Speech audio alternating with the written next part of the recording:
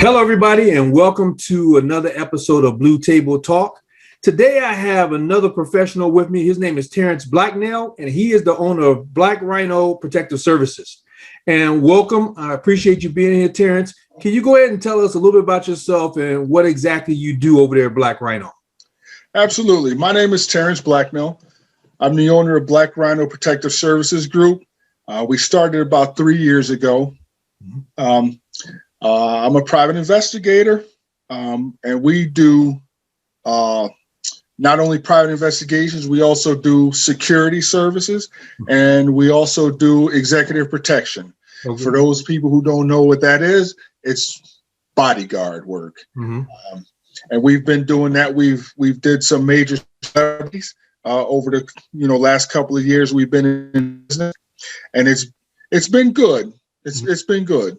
Now, I saw that you do process serving, all the typical things that private investigators do as well, right? Yes, sir. So we do. We work criminal and civil cases for attorneys. We do process service. We do locates. So in other words, if you're having a problem locating somebody, you need them located. We also do background investigations. We do research. So we'll research things that could be researched over the computer. Now with that, we could do that nationwide. As long as it's on the computer and I don't have to leave out of New York State. I could do that nationwide. Other than that, the way the law works is if an investigation starts in New York and say it takes me to Maryland, then I believe I have, different states are different, but up to 30 days or 60 days when you cross over the line and you're doing an investigation that started in your state. Okay, cool. I was talking to a guy from Georgia. He told me the same thing. If it starts in Georgia, he can go elsewhere. And another guy I interviewed, he said he started in Georgia. He had one that took him all the way out to Mexico, Yes. So, it's where the investigation leads you. I know some folks will do, like I will call you in New York and say, hey, Terrance, I got something up in New York. Can you help me out with it? And we can work together with that, or I can go pursue it depending on my caseload. So that's Absolutely. Pretty cool. So you gotta do it all up there. Absolutely. I mean, starting out, I guess I was kind of one-dimensional, investigations, but the thing is as you know, doing investigations, it's not like you get a call every day to start an investigation. So you have to have other things, in your toolbox to do. So that's where the rest of the stuff comes in. So do you have a niche or a specialty that you get most of your business in? Well, people look to me to find people. I've done that in my law enforcement career. So, I spent 23 years, finding people, chasing people with warrants. I loved it. I still love it today. So let's talk about that a little bit, because I know people wonder, well, how did you get into it? Because you say you only been doing PI, but since 2017, right? So how did you get into this field? What did you do before that? How did you land as a PI? Okay, so I can even actually go back to when I was 18. So prior to that, I was a troubled youth, but I didn't want to be a statistic. So basically, I made goals for myself. So my first goal was, hey, I wanted to be the first in my family to graduate high school. And then I made a goal. I wanted to go to college. So with that, and since I was a kid, I wanted to help other people. So you hear a lot of law enforcement guys say, hey, I want to help people. And some of us truly want to do just that.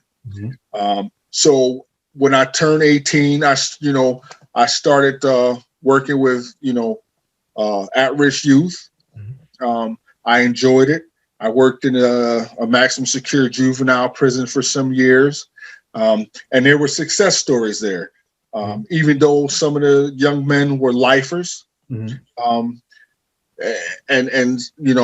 you see how they change and they grow.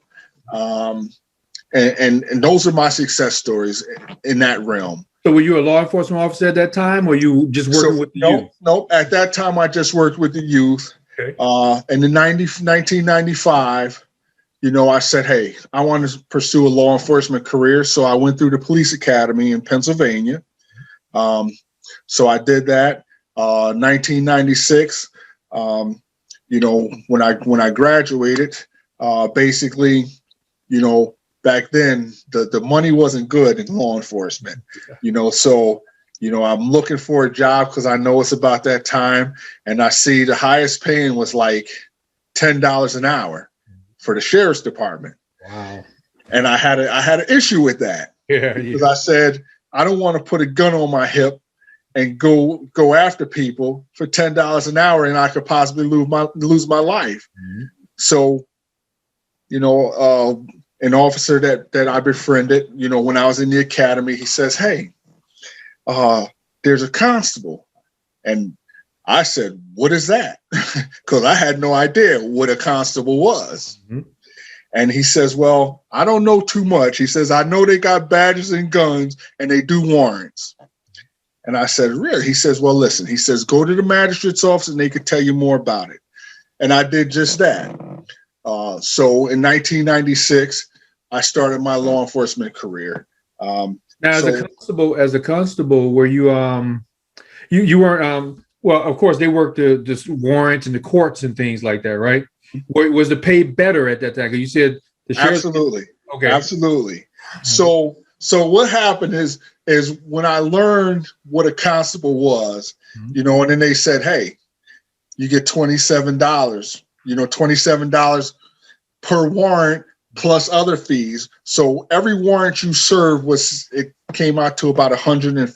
Mm-hmm. So if I served 5 warrants in a day, we do the math. A lot better than $10. A lot better than $10. Yes. So with that, a lot of people say, well, are you really law enforcement? So absolutely. I was a sworn law enforcement officer, just we were specialized. So we worked. So in other words, I explain to people when they say, well, what is a constable?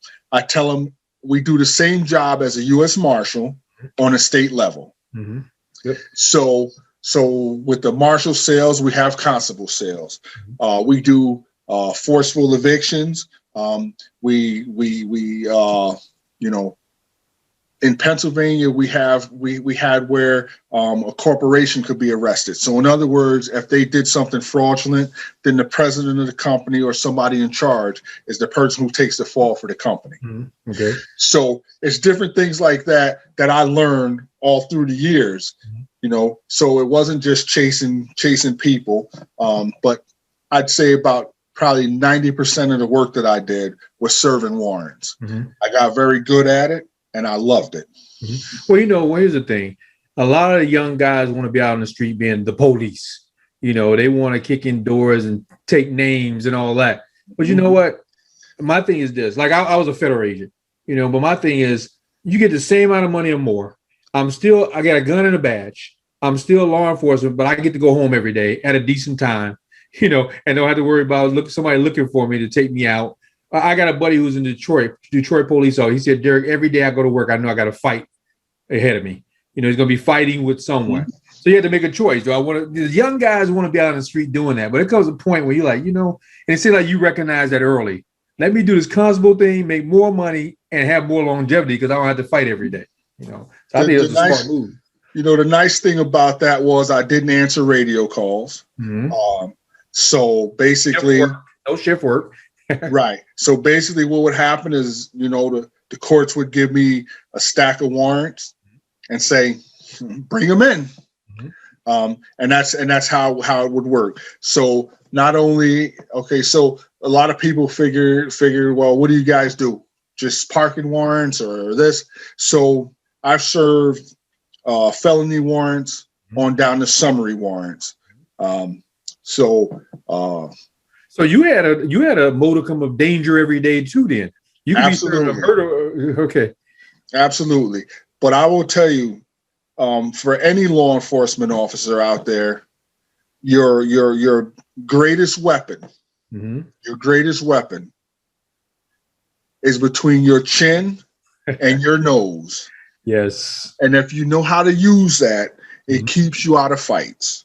Believe me when I tell you. Well, I'm glad you said that, because when you're young, you think you're the baddest dude. If somebody says something to you, you got to be bad because you got a gun and a badge on. As we get older, we start to learn. Especially, I'm 57. I don't want to be wrestling with anybody, fighting with anybody, but you learn. Right. But another guy interview said you have to have the verbal judo, and you have to have common sense and critical thinking skills. It's not our gun and badge that get us out of stuff. It's this right here.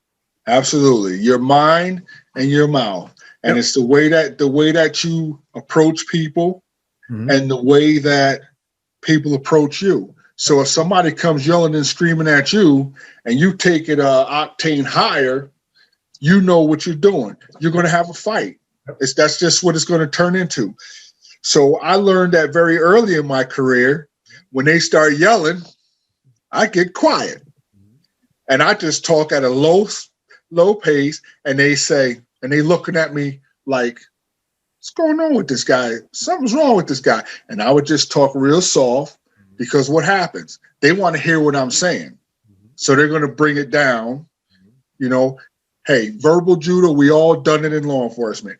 You have to. Hope people are listening to this. And you know what? Let me tell you, and there's civilians that watch this too. And I think I've had some come on and say, you know what? I get it now. I get what you guys go through. I get what you're dealing with. Because it's not, I'm going to scream louder than him. I'm going to cuss more than him. I'm going to kick in the door and MF, drop the guns and all that. That's not necessarily how it has to happen. Now, you know what? I'll say this. I'm from the south side of Chicago. Sometimes you have to meet them where they are. But most of the time you don't, especially the typical person that you're serving or doing a warrant on or interviewing or something like that. You don't have to do that. Honestly, I think for the most part, people don't want to fight with the police. Yep. Okay. You get some people who just don't care. You get people who are raised to not respect anybody or not respect authority. So you have to also be able to deal with those people. And that's why I said it's your mind and your mouth. Yep. Most of my career, man, I never even had to show my badge. I didn't have to come out with my badge. Hey, I'm special agent, so on. So I was able to talk through that, So you went from constable. What was the next step in your career? So then I became a federal background investigator. Yep, been there. So yeah, so I did that for 3.5 years. I enjoyed that as well. You did as a contractor, or you did as an employee? As a contractor. Yep. Because the federal guys always told me the best way to do it is to be a contractor for the government. Yep. And they were right, because they pay you a lot of money. Yes, they do. You go out and you do the same job. There's really no difference. You get the same respect. And the thing is they use contractors to do the backgrounds for the federal guys. Yep. And then the federal guys do the backgrounds for the contractors. To bring them on. Absolutely. But I know you probably had because here they issue a badge and credentials and all that gives you the authority to go into those federal buildings. You probably got it like that up there too, right? Absolutely. So the nice thing about that was I got to meet a lot of great people. I used to do backgrounds for the people in the military, and federal employees. Anybody who went through what at the time was the Office of Personnel Management.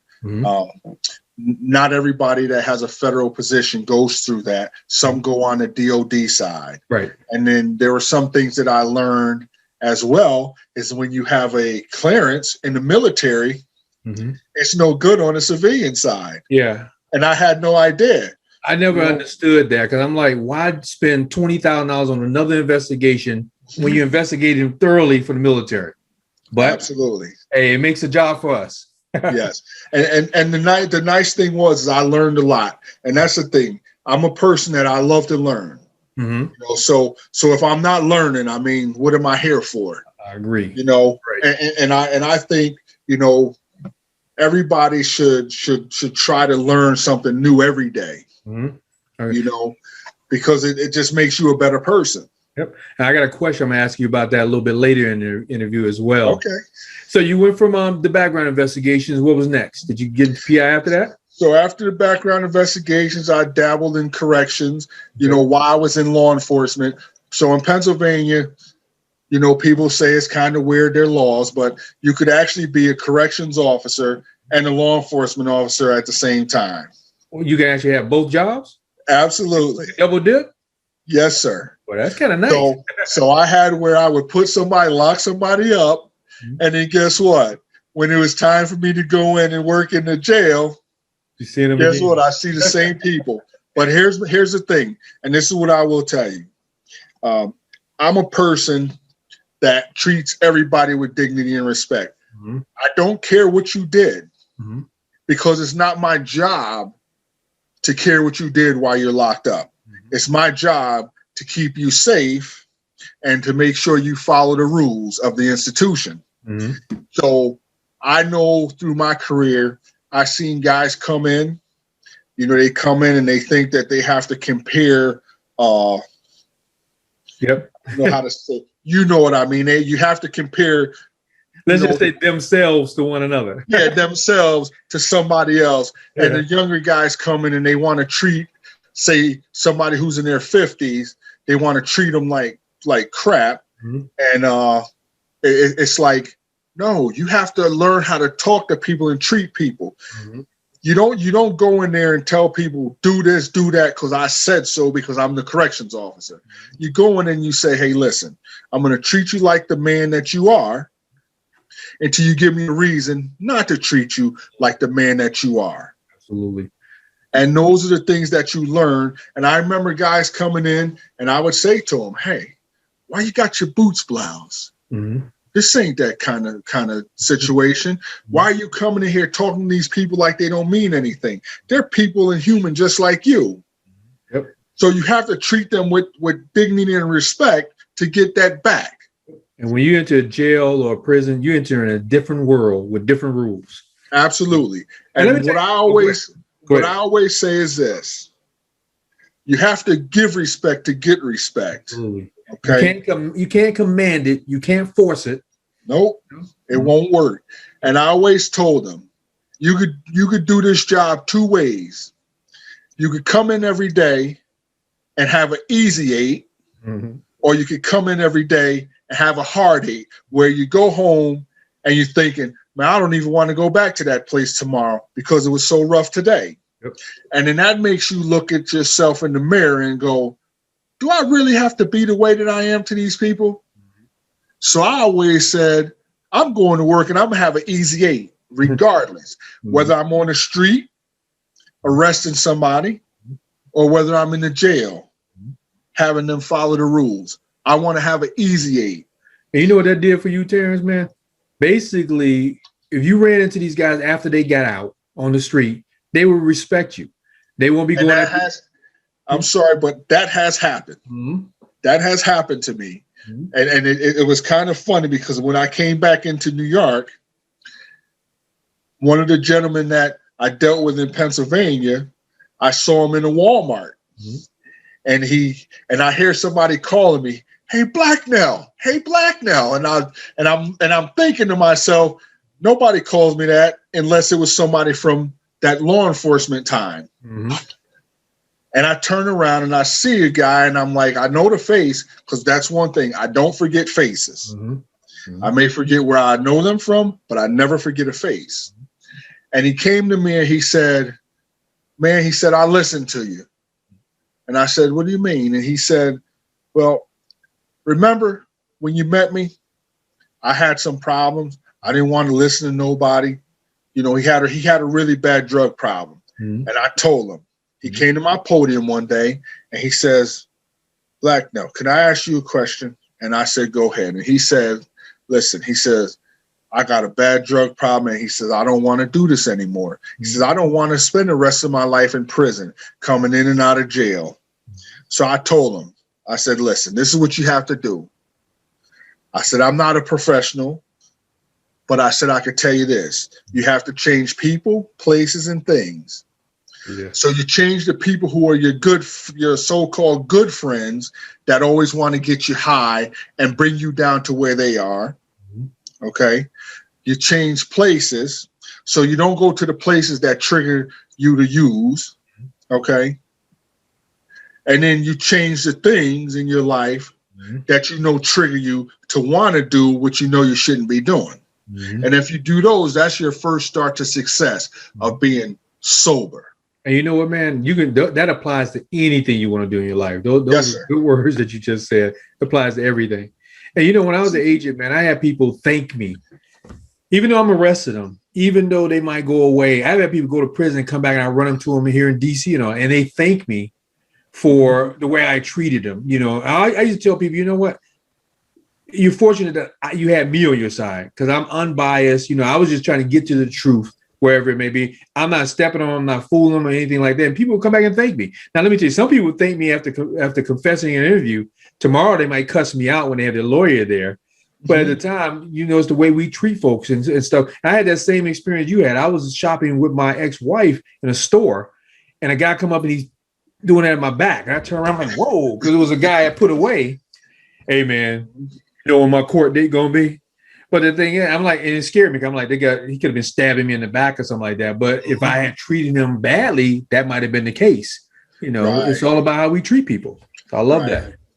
So, and that's what I say. I mean, treat people the way you want to be treated. Or here's one even better: treat people the way you would want your mother to be treated. Yep. Give them more. And if you're a businessman, you want to give more than what's required. If you have a business, you want to give that extra, you know, extra customer service, you know, absolutely. I'm a big talker. So, you know, when I say big talker, that means I like to talk. So so being in law enforcement, I could talk about little things, but people don't think that I'm extracting information from them. But that's the way it is. I mean, you know, as a federal agent, the small talk is where you get a lot of your information from rather than asking the big question. Hey, did you kill that guy? No. But then when you ask the small questions, you know, hey, how'd you guys get along? Hey, did you guys go to do this? Did you do that? All of these little small things. And then they don't realize that they're giving you things that you really need. Did you use the read technique? You heard the read technique? Yes, sir. I know the read technique well. So my point is this: they teach us. I mean, you know, you get little yeses before you get the big yes, and we got the bill report and all those steps. When I first got read, I'm like, this is garbage. I'm like, I'm from Chicago. I'm like, nobody in Chicago would fall for this, and then people start falling for it. Because, that's where I got it. but you know what? Let me tell you about Reed though. I was selling cars for a while using the Reed technique. I became the #1 salesman in the company because it's the same thing. Bill report, give them something to grab on. Listen, you know. So when people want to buy a car, so it worked. What we learn applies in business, life, meeting women in a bar, whatever it may be. These techniques and the thinking skills we get works for us. Law enforcement is more about thinking than it is about force. Even though it's law enforcement, it's about using this. Absolutely. So what are you currently focusing on? What are you working on now? You got anything that you like to share that you're actually focusing on or niching or doing right now? What's your thing? So what I'm looking to do in the near future, because I'm looking for a niche. I'm looking for something that we don't have in this area. So we do have some private investigators. It's not saturated, you know, so there's enough for everybody to get a slice of the pie. But what I want to do is I want to specialize in something. You know, I'm good as a protector. I protected judges in my career. So that was other part of my job as a constable, just like U.S. Marshals. They protect judges. They protect court personnel. So I'm very good at protecting people. And that's why I got in part of that in my career as a private investigator, as I protect people. Yes, I'm an information gatherer. That's the biggest thing now. You know, a lot of people will say, hey, well, are you like the police? And I tell them no. Because basically what we are now is we are fact finders. We are information gatherers. That's what we do. And some of us are very good at it. But what I'm looking, within the next, couple of months is I would like to become an ethical hacker. Yep. Because I know that there's a need for it in my area. Absolutely. And there's nobody who does it in my area. That and also the executive protection. I'm expanding on some training and things like that. So I know I have a training coming up in July where I'll be in New Hampshire. I'll also be doing some training in Florida. So those are the things that I'm doing just to hone my skills. Yes. You'll hear a lot of people. I'm sure you heard it when you're, in your federal service. Situational awareness. We're good at that. Anybody in law enforcement, that paid attention to their life and their training. I mean, when you go into a restaurant or anywhere you go, and it's like that for me today. Anywhere I go, soon as I walk in the door, I slice the pie. Oh, absolutely.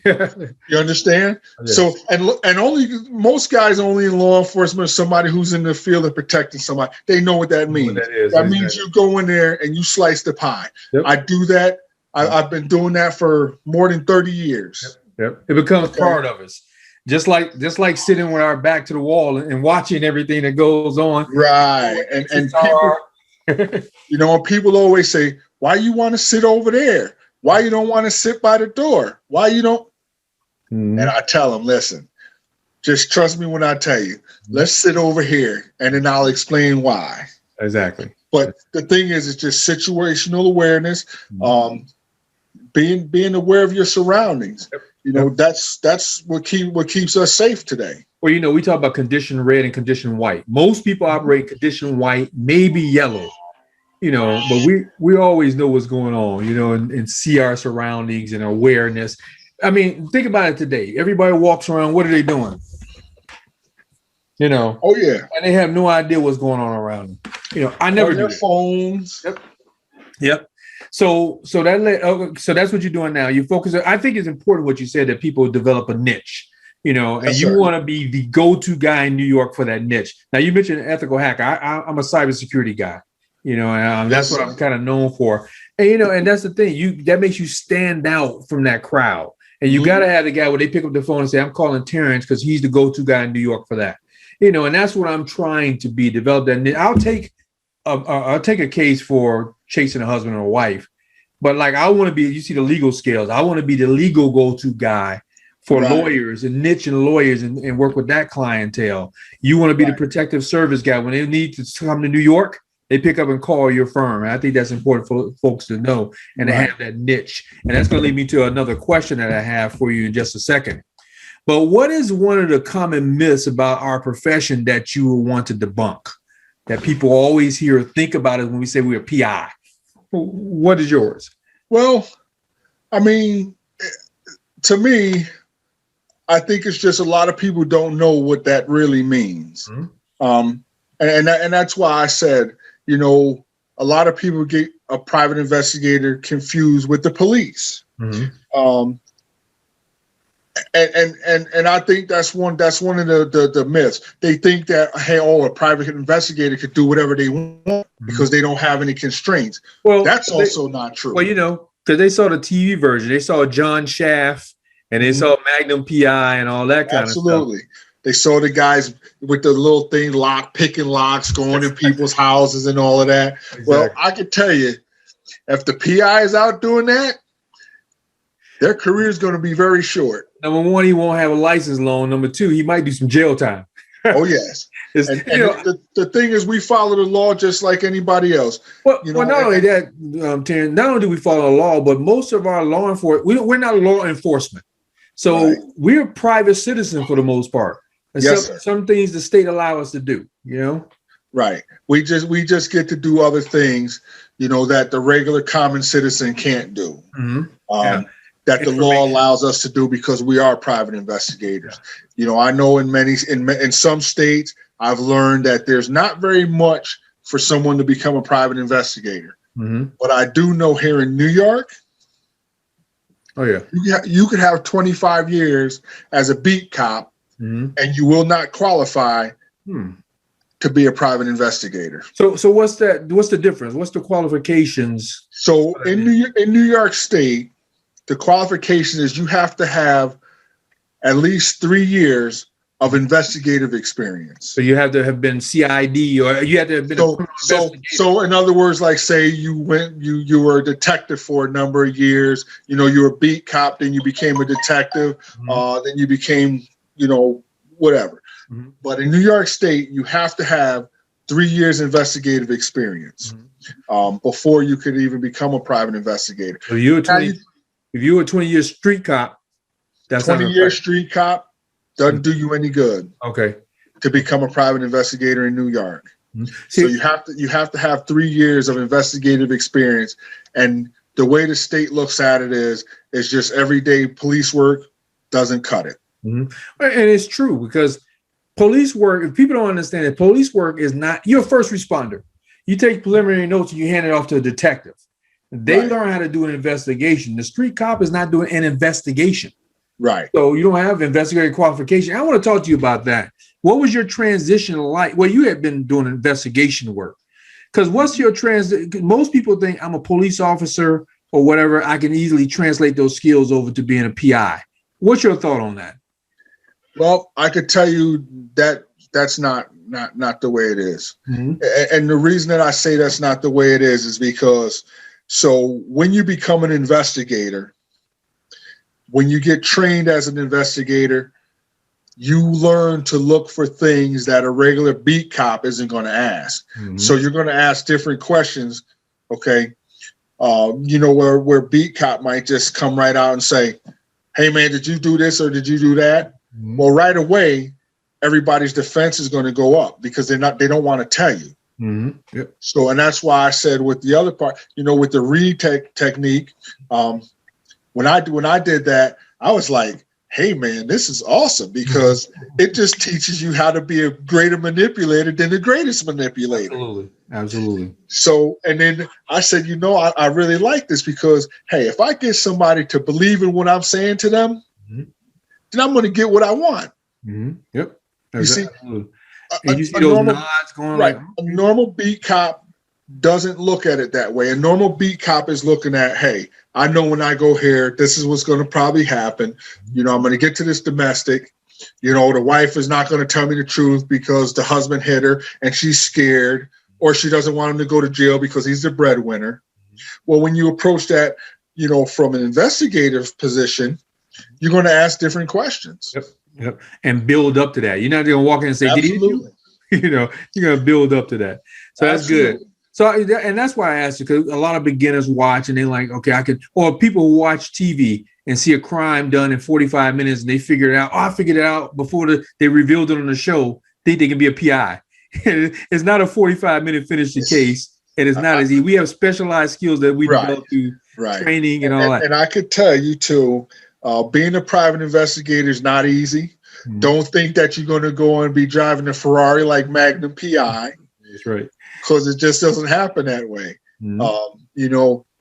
And the thing is like we've been talking about, finding a niche, finding something that you're good at, something that, people are going to come to you and say, hey, this is, we came to you because of this reason. Mm-hmm. I just want to tell one little quick story. When I became a private investigator, I had an attorney contact me from Atlanta. Okay. And he said, listen, we had this PI on this guy for over a year. Can't find him. Mm-hmm. We believe he's up in your neck of the woods now. And I said, listen, do you have a picture? He said, oh yeah, we got a picture. We got all of this information. We just don't know where he's at. The PI can't find him no matter what. Mm-hmm. I found the guy in 3 days. Okay. And I remember when I called the attorney and I said, hey, I got him. Mm-hmm. He flipped out. He said, no, you got him. He says, it's only been 3 days. I said, well, you got to understand, for the last 23 years of my life, that's all I did was find people that didn't want to be found. Mm-hmm. So that's kind of my niche right now. But I kind of want to put a couple more niches to my toolbox. Well, absolutely. Because you know what? Sometimes your niche dries up or is not as in demand. You got another one. I was telling another PI about multiple streams of income, but I was saying, but in our field, like me, I do private investigation training and firearms. So if something is slow, something else can be picking up. And I think that's important. Absolutely. So you mentioned something earlier. You said if you're not learning, you're not alive or something like that. So how do you continue to stay up on, well, you already mentioned going to classes, but tell us about how do you learn? How do you stay on top of things in your profession? So here's one way that I learn. It might sound kind of cliche, but I listen. Yes. That's how I learn. And that started when I was a little kid. So I used to watch my mother and my grandmother cook. Okay. A lot of us have done that. But guess what? I would ask questions. I'm a big guy to ask questions. And there's no stupid question. Except the one that's not asked. That's right. The only stupid question is the one that isn't asked. And my thing is I'm a big talker. I like to talk. I like to inquire. That's how I learn. Now, I've been on some other jobs, that had nothing to do with law enforcement, and the thing is I ask questions. I worked on the railroad before. I was a welder. So I used to weld the rail together. And the guy told me, he says, you ask questions. He says, I usually get a welder's helper. They don't ever ask a question. And he said, you know what? The only thing that I use them for is to get stuff off the truck. Hey, I need this. Hey, I need that. Hey, get this. Hey, put this out. He said, the only thing is, so he says, you're the only guy ever that I would let touch anything the first year they're out here. He says, because you ask questions, because you want to know, you want to learn. So I took that to heart, but I've always been like that. I inquire about things that I want to know about. So I want to explore that just a second. Not only do you inquire about things, because, most people ask questions so they can get ready to ask their next question. But obviously you ask questions and you listen.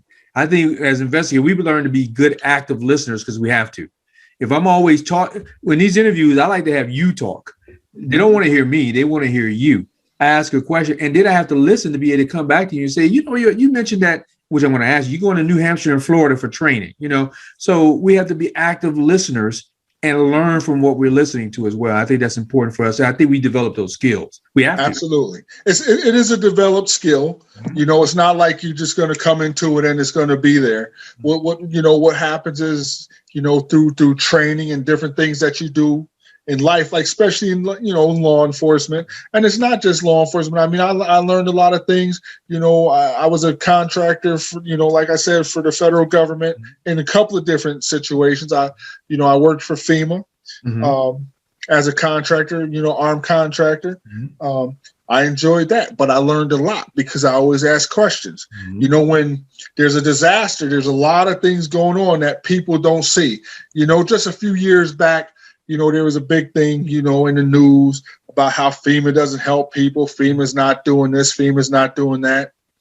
And the thing is if you're just a lay citizen and you don't know, you think it's true. If you just watch the news, you never, because all they're going to report is the bad stuff. Absolutely. I've been on FEMA sites. I started during Katrina. Okay. I was still in law enforcement. I got to take a break and I went and I did 90 days. Okay. For Katrina. And then I went back a year later and I worked in the trailer parks that they established, but I learned a lot. I learned how FEMA ran. I learned how the Red Cross ran. See what I'm saying? And a lot of people don't even realize what these agencies do. It's not like, everybody's, oh, well, FEMA's paying this and that. No. Yeah, FEMA will pay. They'll pick up the bill. But I'll tell you this, if you defraud them, we'll see you in about 2-3 years. Yeah, they're coming after you. And you'll wish that you didn't. That's right. They're coming after you. Yes, sir. And I learned that, FEMA, and a lot of people kept saying, oh, FEMA's not helping these people. First of all, when an agency says, hey, we're going to give each person in your family $3,000. Each person. If you had two twins, if you had two sets of twins, each person got $3,000 from FEMA. Plus, the Red Cross gave each person in your family $500 more. Okay, that's a lot of money. Yes. Okay, so and they did that so that you could establish, permanent housing. But a lot of people took that money and they wasted it on the craziest things. I seen people down there put 31-inch rims on their cars, and I'm sitting here thinking, where you gonna live? Where you gonna be living at in about 5-6 months when FEMA says it's all dried up? Yeah, yep. And those are the things like people think, oh, these agencies ain't doing this, they ain't doing. But I learned because I asked questions about what's going on, and that's how I broadened what my mind. Well, you know what? Behind me you see a shelf of books. That's just a few of my books. So here's the thing. People don't read anymore. People just listen to what they hear on Fox, CNN, Facebook, things like that. And that's all they know. And they don't explore much. You notice on Facebook, people will get something and just repeat it and repost and repost. Google is a wonderful thing. They don't do a little bit of research to validate what they're doing. And that's just the way the new generation is, man. We still have to expand our minds and learn and read and listen. And here's the biggest thing you say, and I want to say this to people who are watching, because I run into this all the time. Don't be afraid to ask questions. People don't want to ask questions because they don't want you to think they're stupid or don't know or whatever. I'm going to know as soon as you weld wrong, or as soon as you shoot the wrong thing, or as soon as you do something that you're not supposed to do because you didn't ask me questions. Folks, you're a new PI. If you've been around, I learned some things from interviewing you folks. I got to ask the question. I got to learn more. I learned from that. You don't stop learning until you're dead. So Absolutely. We can always be learning. Now, you also mentioned that you invest in your career. You go spend money on training and things like that. Yes, sir. Is that a regular thing for you, or just something you knew you're doing? No, it is. It's a regular thing. And like I said, it started back in 2005. When I started doing my thing with FEMA. And just being out there, you meet people, you network with people, and then you look at new avenues of things. So basically what happened is it just helped me kind of broaden what I already knew. Okay, so, being in law enforcement, protecting people. And what people don't realize is in law enforcement, we protect the bad guy as well. Okay. And a lot of people don't realize that, but we do, so say you're transporting somebody, a high risk case or a highly publicized case, and you're transporting that person to court. Guess what? We're protecting that person. Yep. And from doing that. And that's why I said, well, I'm going to invest in something that I know. Yep. So there's a lot of executive protection schools out there. All of them not good. Sometimes you get people who learn something and then they think they can teach it like 2 years later. Shoot, some of them be teaching it 2 months later. They graduate from the course, and the course teach them how to go out and start teaching it. Right, and that's not the way it works. No, I mean you want to have some time so you know what you're doing. Absolutely, you know what I mean. So you don't get somebody hurt. And as you know, think about the academy or something. There's the academy of the book way, and there's real life, and you learn some things when you're out there doing it that might not be in the book and might not have been in that class. But you're like, look, I've done this 200 times, and let me tell you, this is what's going to happen. Especially look at the courses. They make protective service look like it's all glamour. Let me say this, Terrance. These days, protective service people, executive bodyguards want to be celebrities. And then, you're not the celebrity. You're protecting the celebrity. Now they want to be on the internet. And they want to have their sunglasses on, standing there looking tough, and they want to teach you how to be this and all that. But you know what? That's not. We are doing a service for someone. Matter of fact, the best protection person won't even be seen.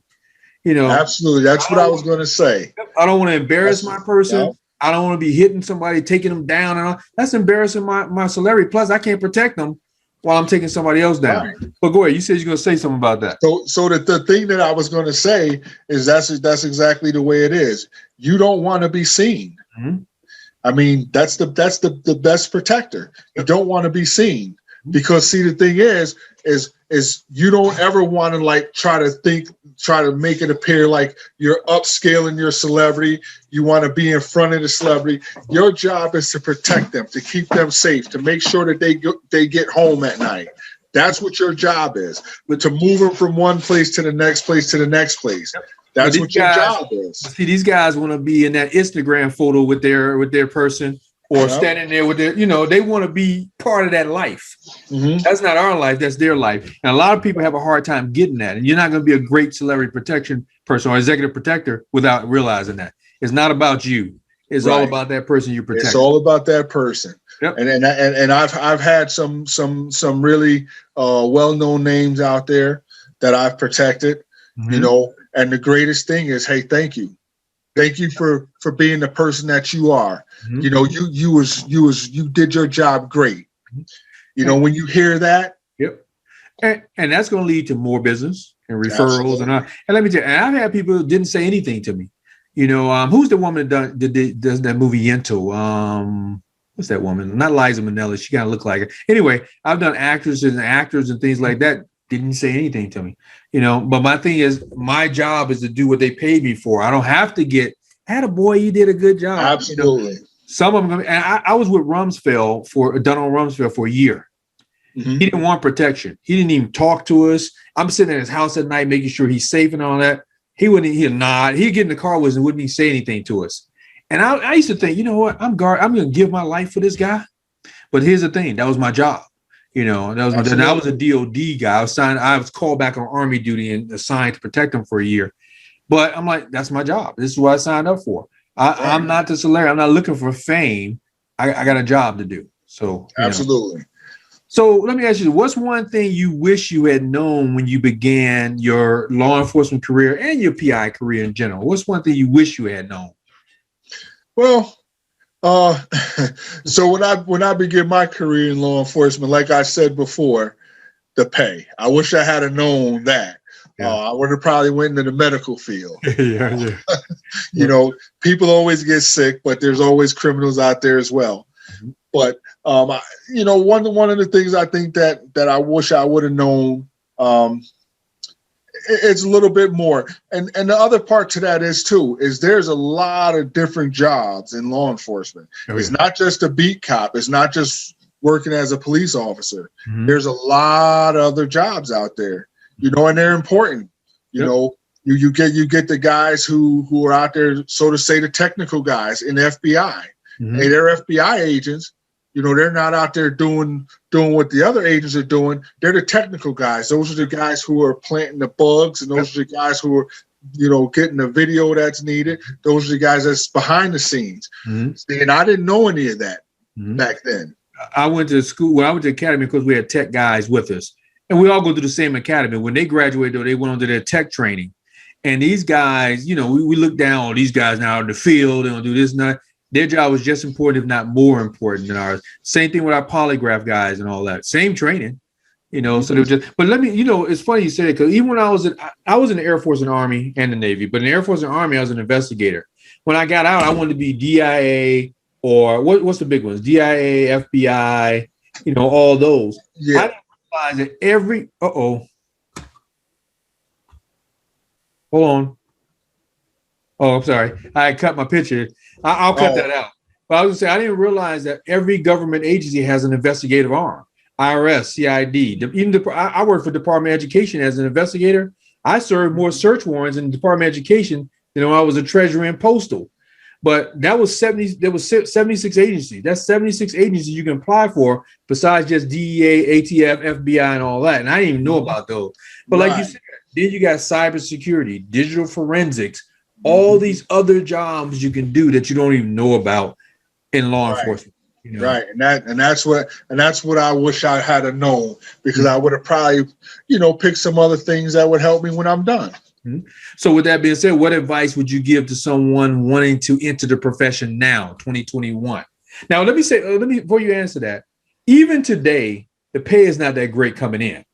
Now, in this area, I think it's like $45,000 coming in. Probably was less back in the early 80s and 90s. But I do have some to get into the hundreds, especially with overtime and all. But coming in, you got to be willing to sacrifice a little bit. It's going to be 40, 50K, if that. 50 is going to be Absolutely. high. Absolutely. High. So somebody coming into the profession, what's your advice? Profession is coming in as a private investigator? Let's say private investigation. Okay. Private investigator. So what advice I would give somebody is to research. Research. And when I say research, so if you're planning on working for yourself, I would research and see how many private investigators are in my area. Because if there's a whole lot of them, guess what? You're not going to get a big slice of the pie. You may not get a slice of the pie at all. You might just get a sniff here and there. So I would say research, do that. Go in with a specialty. Okay. So where that would be your niche. You say go in with a specialty, huh? Get a niche before you go. Okay. Get a niche. Going with. So in other words, like I said, I had different jobs. I learned different things. So you take away something that you may have learned that you were really good at. You could always make that work for you in the private investigator field. Okay. Believe me when I tell you. So you said customer service before. Absolutely. Okay. So guess what? You're going to do a lot of talking. If you're not a person who likes to talk to people, this is not the career for you. Right about that. You can't. I will tell you that. If you are not the type of person who likes to talk to people, who likes to inquire, this is not the profession for you. Unless you're going to you'll fail. Unless you're going to work for me and you be in the back in the office doing my computer searches for me. Yeah. 80% of our job is going to be talking.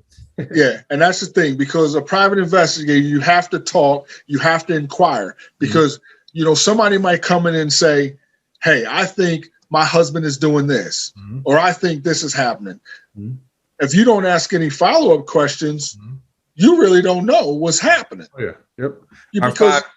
Our five W's, right? Who, what, where, when, why, and how. How'd you do it? Why is he doing it? Why do you think that? Exactly. So if you're not coming with follow-up questions, and that's the thing. I've had clients where I've sat for, 4 hours. I had clients that I sat for 8 hours just talking because I want to know what they think. Okay. Because what they think and what they know, they're different. Believe me. You might. I had a woman and she brought all of this sex offender stuff in, and I think my husband's involved and this and that. But after inquiring, all she did was looked up an area in the city and looked up all of the sex offenders in that area and said, I think my husband has something to do with these people. Yeah. And if you don't ask questions, and if you don't have that inquiring mind, you would have been looking for something that's not even happening. That's not even true. Yep. And that's why I said, if you're not the type of person who's inquisitive, who likes to talk, but the biggest thing is listening. Yep. Okay. And I used to tell people this. That's one thing you can't do. You can't talk and listen. Exactly. Because the human mind doesn't allow you to do that. And a lot of people don't realize that. But you cannot talk and listen at the same time. Absolutely. And I'm interviewing folks, right? I got to listen to what you're saying. And every once in a while, you see me write something down to get back to, because I got to focus on what you're saying. In an interview, I got to focus on what that person is saying. Number one, so I got to ask. In the Army, they teach us to go into an interview with a list of questions. I'm like, and in the Air Force, they didn't teach us that. You have your questions, but I'm saying, I got to listen and react to what that person is saying. I can't just say I'm going to get through all 10 of these questions, and all I'm doing is worry about what the next question is. And I done missed it when he told me he killed the person, because I haven't gotten the question about killing the person yet, so we got to do it the right way. And that's why I said, so even, as a federal background investigator, I had a whole list of questions. I actually had a book of questions. Mm-hmm. But here's the thing that a good investigator does. You listen to the response from that question so that you could ask another question that's not in that book. Absolutely. Absolutely. And let me tell you, man, I'm an actor, and I act in movies, films and all. And what they teach us is that, you know, you get a script, but in order to act natural, I gotta respond to you just like it's real life. So even though you have a line in the script and I know what I'm supposed to say next, a lot of actors improvise and ad lib, and they play off of what you say, you know. And you see the bloopers, and they be saying other things and all that, because we learn, it's called the Meisner technique, but we learn how to react to what you're saying, and then you act natural. Because acting it's hard to act like a real person. You know, me and you can have a conversation, but if I had to act this out, this is gonna be a scene in the movie. I'll be like, what's the next line? Terrance gonna say, who are you? I'm gonna say, I'm this and all that. No, I have to still learn to react to you. It applies to everything that we do. Now, I want to ask you something. Because you said we were talking about what advice you give somebody. You said something I wanted to ask you about. See, not only do you have to be a private investigator, and you said you had to make sure you understand private investigation, but you're a business owner. So what percentage of your time do you actually spend on being a businessman, marketing, advertising, meeting with clients and all that? How do you play that role for both? Well, the thing is that when you notice your finances are not where you want them to be, you then start looking at what you're doing. And then you say, hey, what could I be doing to make a little bit more? What could I do? What service can I provide where I could bring in more revenue, more income? Okay. It's a business first. Right. So you have to be a business person first. I mean, the investigative stuff is there. You already know that. As far as myself, I wasn't a businessman. You know, I came from a law enforcement career and then came in as a private, you know, and then became a private investigator. So I didn't have any business sense. But then you'll notice too that when you hire employees, then there's another part that you have to learn. You see, and these are things that I didn't know. You know, I didn't know that when my employees pay income tax, I'm paying that same income tax to the government. I didn't know that, you know, but these are things that you learn as a businessman or woman. And see, you come out as a cop and say, I want to be a PI. I'm going to hang my shingle out and I'm going to go solve cases. But you got to get clients. You know, you got to get employees. You got to get a receptionist up front, you know, that you got to pay insurance, dental plans, and all that stuff for it to understand those too. So there's a lot more to it. So what's the proudest moment you had in your law enforcement / PI career? What has been one of the proudest things you can think of that you've done? I'd say, like I said in the beginning of the interview, you know, I told you a story about the gentleman that I met, you know, when I did corrections, you know, when he came to me in a whole different state. He was one of my success stories. You know, he's married now. He has a small baby now. So he listened to what I said, but what the important part to that is I listened to him before he listened to me. To see if he was really serious about what he wanted to do. Because you can tell people to do stuff all day long, and most of them are going. People come to you and say, "How do I do this?" You tell them, and they don't follow up. So when you see somebody follow up, it's rewarding, number one. But this truly is a profession where we do make a difference in people's lives. Everything you do. I work in IT in the government, and you know, with the government, if something doesn't work this week, we'll do it next week. But what you do truly makes a difference in people's lives. Even if it's a divorce case, you know, and they're trying to keep their child from somebody who's been beating the children or whatever. So my next question to you is, okay, well, you said the thing you're proudest for, which is very worthy of that, you know, somebody else's life change. So now I'm going to go to the other side. What has been the biggest failure in your career? And more importantly, what did you learn from that? So I would say starting a private investigator business, not knowing how to gain clientele, you know, not knowing the business side of it. I think in the beginning that was a failure, but I learned, as I went along, you know, and don't get me wrong, I'm still learning today. You know, hey, I do the Google searches, and, you know, I watch other private investigators on their channels, because you can learn some things from other people. Yes. You know? Yeah. I buy so many PI books. You know, it might not be a PI book, but a book on law. I was telling somebody earlier, I'm taking a paralegal program right now because I want to be able to speak the language.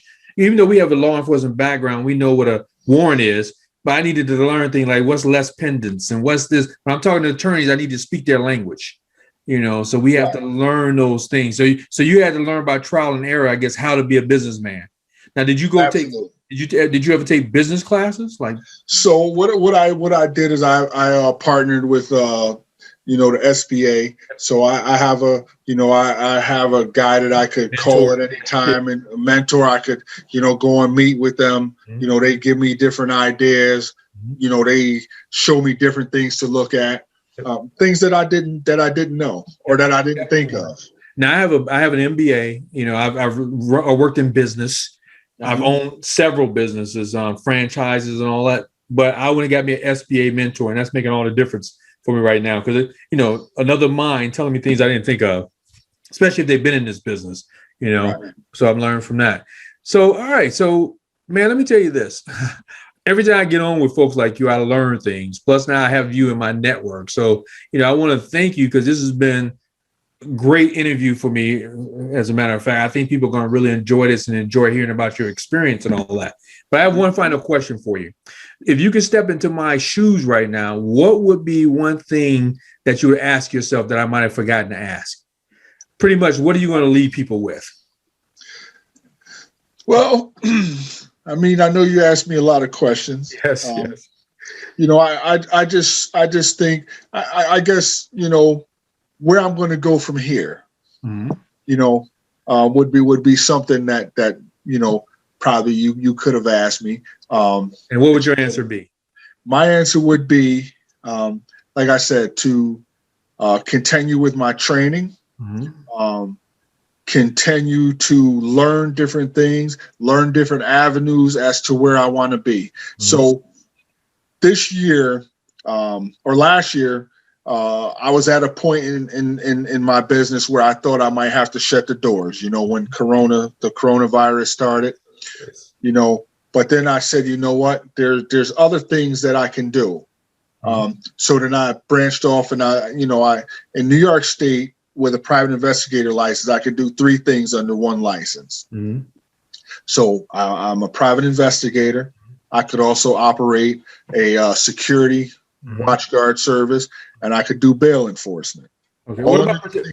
Let me ask you, what about protective services? Does that fall on the PI, or is that separate? It falls under your PI license. Yes. Okay. So I decided, well, okay, I'm going to do security. I did get a contract, a pretty decent contract last year, where I thought, you know, it came right when I thought I was going to have to, you know, put the shades down and, you know, roll up the carpets, you know. And then this year I said to myself, I said, well, my goal is to get another 3 to 5 contracts, either the same or better than what I have. Okay. You know, so that, you know, we can continue on and I could grow my business a little bit more. And I could do the things that I want. I mean, like I said, I would love to be able to have all of the vehicles like I see some other companies have, you know, where but in this time now with the coronavirus, that's not where we are right now. You know, we don't know when we're going to get back to where it was, you know, a year or 2 ago. Absolutely. And let me tell you, you should go watch Mark Lacrimosa's, excuse me. You should go back and watch Mark Lacrimosa's video. What he did to pivot, he does everything you do. But what he started offering, I can't remember the term he came up with, but he's doing, he has 20 to 25 lawyers that he's doing other court services for, court filings, things around the courthouse that has almost doubled his income, because that income is lacking somewhat in private investigations. I should say replace whatever he may have lost. He's doing a lot of court services that he can do now. And, you know, a lot of lawyers has the same thing. You know, they're working from home and things like that too. But with a court case, it has to be filed. research has to be done, things have to be done, and he's doing that now. He's pivoted a little bit and said, this is one of the things I brought into my organization. And he talks about that in his interview. You got to go take a look at that. But that's what we have to do. We have to reinvent ourselves and do something. Like I said, I'm a cyber guy, and I got to start doing more cyber. Like I do cyber certification training and all that kind of stuff, and balance it out. If you look on my board there, what I have, there's a list of all the different things that I'm working on doing and that I do as far as services around this same industry to make sure that certain revenue is always coming in, Absolutely. So that's what we have to do. But man, again, I really enjoyed this. I think the folks are really going to enjoy it. And, I'm going to get this edited and put out there for people to see. If people want to reach out to you, I said the name of the company once, but what's the name of the company? How can they reach you? And I'm also put that down below the video for folks to click on as well. Okay. So we are a Black Rhino Protective Services Group. Our website is goblackrhino.com. So that's just GOBLACKRHINO.com.